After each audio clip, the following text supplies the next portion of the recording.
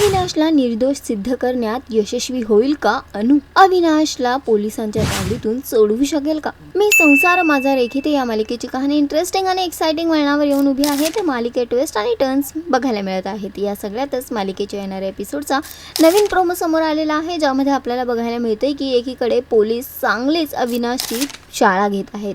त्याला चांगलाच मार बसत आहे. तिथे पोहोचतात अनुचे बाबा आणि ते म्हणतात की हा माणूस खूपच खराब आहे, या माणसाला शिक्षा ही झालीच पाहिजे. आणि त्यानंतर पोलीस आपला हात अजूनच अविनाशवर चालवतात. पण हे सगळं बघून मात्र अनुला सहन होत नाही आणि ती पोलिसांच्या समोर त्यांनाच चॅलेंज देताना दिसते. ती म्हणते की हा व्हिडिओ व्हायरल झाल्यामुळे अविनाशवर एवढा अत्याचार होतोय ना, पण आता मात्र मी हे सिद्ध करेनच की हा व्हिडिओ खरा नाही आहे, हा व्हिडिओ खोटा आहे आणि मी अविनाशला पोलिसांच्या तावडीतून जेलमधून त्याची सुटका करून राहणारच.